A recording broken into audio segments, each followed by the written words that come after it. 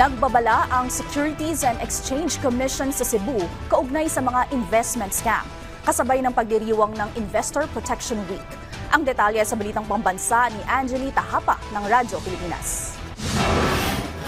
Pinag-iingat ng Securities and Exchange Commission Cebu Extension Office ang publiko kaugnay sa mga investment scam. Sa pagdiriwang ng Investor Protection Week ngayong linggo, nagsagawa ng information drive ang SEC Cebu upang ipaalam sa publiko ang tungkol sa mga investment scam, mga red flag na dapat bantayan kapag mag-i-invest ng pera at mga panganib na dala nito. Halos 500 mga estudyante mula sa 2 universidad dito sa Cebu City ang nakilahok sa isinagawang talakayan kaugnay sa financial fitness at pag-identify ng mga investment scam.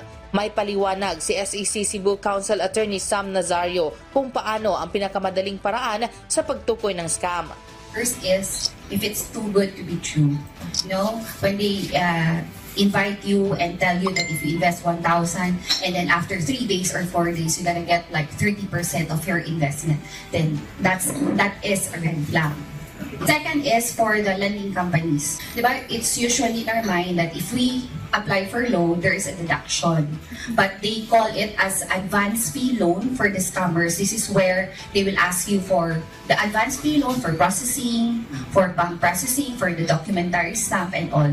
Once they will ask you to cash out, instead na cash in mo, kay mo loan mo, once they will ask you to cash out, then that's a second red flag too. Ayon naman kay SEC Cebu Extension Office Director Attorney Shira Lopango Tamayo, ngayong taon 2 advisory na ang kanilang naipalabas kaugnay sa mga kumpanya at individual na nagsosolicit ng investment at nag-aalok ng loan gamit ang peking SEC registration. Payo nito sa publiko na maging wais at huwag magpaloko sa mga mag-aalok ng scam. Bukas anya ang kanilang tanggapan sa lahat ng nais magtanong kaugnay sa legitimacy ng inaalok na investment.